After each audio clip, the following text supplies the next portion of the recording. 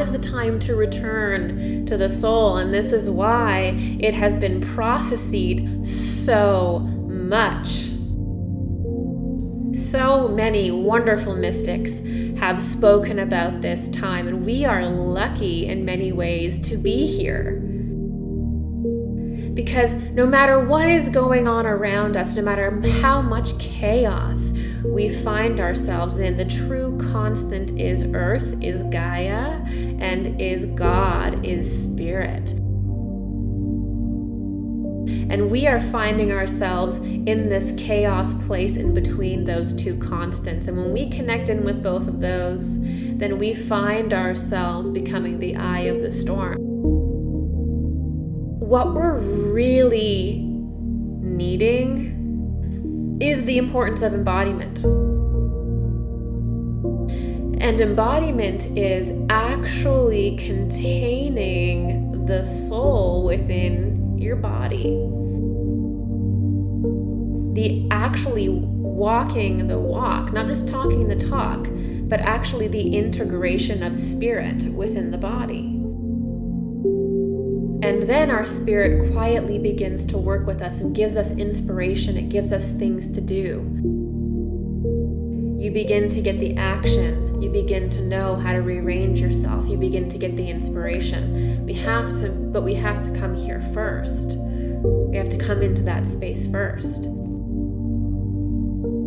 And now is actually a huge reckoning time where we're seeing where in our lives, where we have spirit quite deeply integrated, where we feel quite fluent.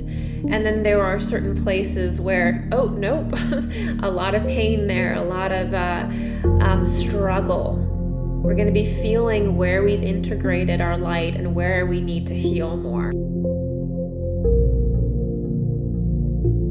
The amazing thing about beginning to factor in the spiritual level of the human being is that when you work with energy, it really becomes incredibly transformative. Because when we work with energy, and what I say when I say work with energy, I mean generating specific frequencies within your being, within your body. To generate a certain frequency within your body is working with energy. When you generate a feeling of peace, when you generate a feeling of love, of even neutrality, what you do is you resonate a fifth dimensional energy. You resonate a higher frequency. And when you begin pinging that, guess where you naturally reach into? The higher realms. You create it first. You get it going in your heart, and your heart is an oscillator. So if you can hold that, eventually it's going to flip, and you're going to go into a higher state of consciousness. And you're always going to build on your last state and what you've been able to maintain through your actions and thoughts and feelings since your last practice. So there's a practice of building warmth. The overall feeling of spirit in the being, in the body, is called warmth, because it tends to actually heat the body up or warm the body up. That's what love does. That's what peace does. That's what eventually a sense of awe or reverence does. So when we build this up, when we build up that energy, that warmth, through specifically generating loving emotions in the body for no other reason at all than understanding that this is actually a practice. We are biological machines in a way. And in many ways, the transhumanist movement is just, a mockery of the fact that we also have a biological mechanics to us. And the most amazing thing that we have is this ability to generate warmth in our system. And another word for warmth is actually Christ consciousness. And Christ consciousness contains the higher aspect of everything and everyone on the planet in existence. So when we start to contain that, then it creates a feeling of warmth. It's not necessarily like physical heat, although if you do it for long enough, you can actually warm up your system a lot. Sometimes psychics will actually heat up quite a bit because of that. And you have to learn how to regulate it. But when you build up that warmth in your system, something very, very incredible happens. Alchemy happens. And this is really what the alchemists were truly referring to. All physical processes of alchemy on the planet mirror the human alchemy process. It's all connected. And so when we generate that warmth in our heart, that feeling of childlike awe, of playfulness, of peace, of reverence, of strong connection with the earth and of the spirit, and just build all of that up. And sometimes, it can take a while before you get those frequencies lit up in your system to the point that you can access them quickly. But it's kind of like it lights up a circuitry that maybe was shut off,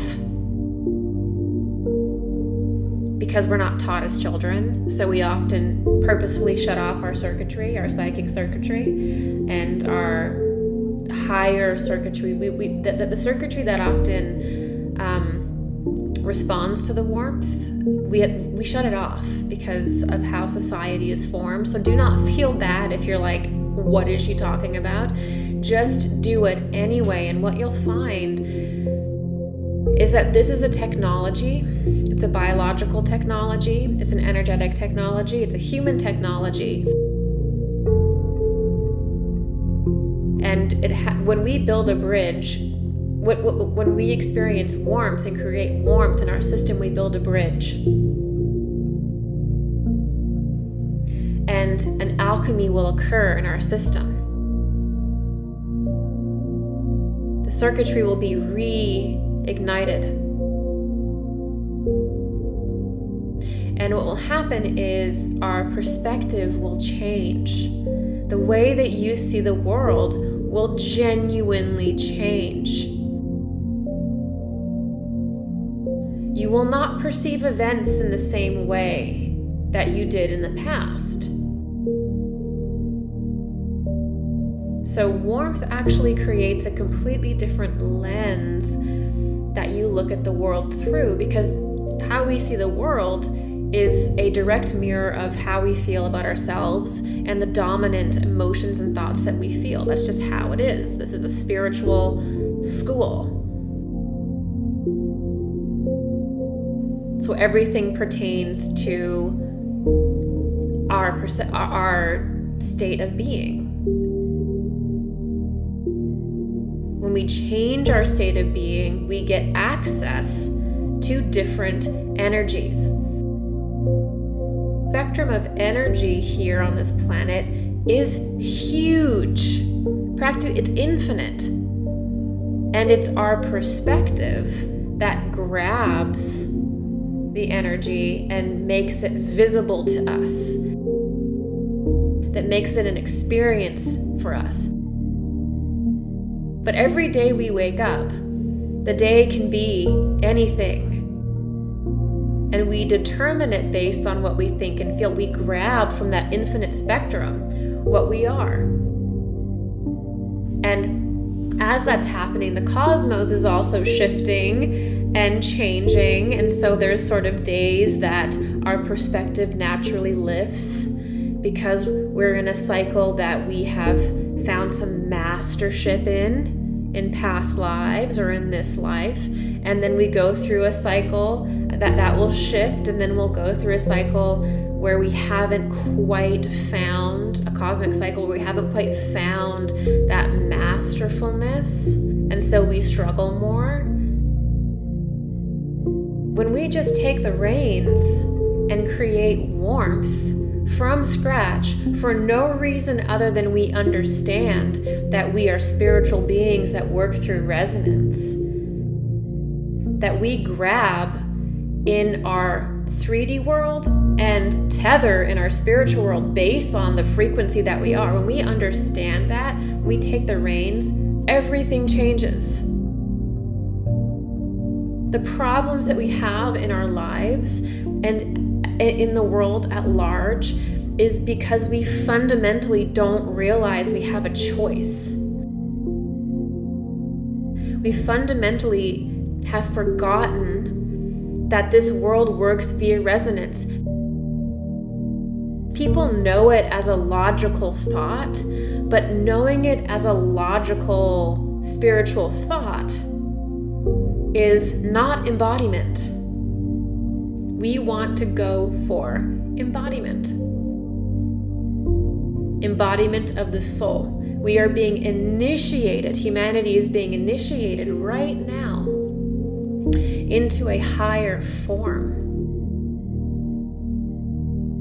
So we have to take action in the direction of our heart. We have to build warmth in our system so that we can look out into the world and see clearly, so we can see God around us, so we can see spirit around us, not darkness. We create our perception based on how much warmth we have.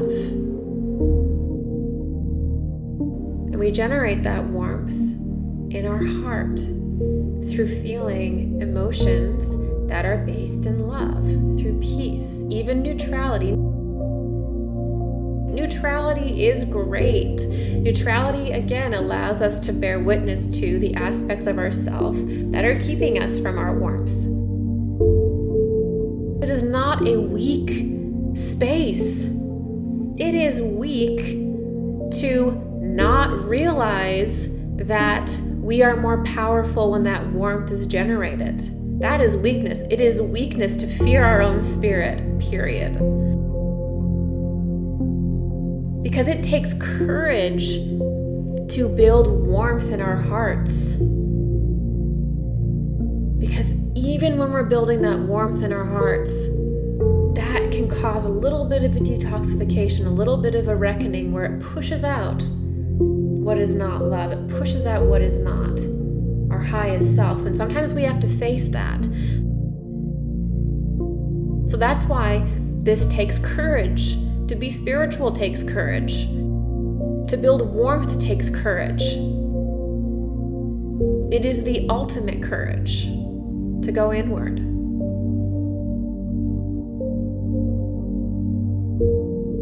Thank you so much for listening, and as always, all my love your way. Times are very difficult, but we can do this. We can do this. Let's remember who we are and what we are capable of. Let's remember that this is a spiritual battle, an energy battle, a frequency battle, and it begins with us.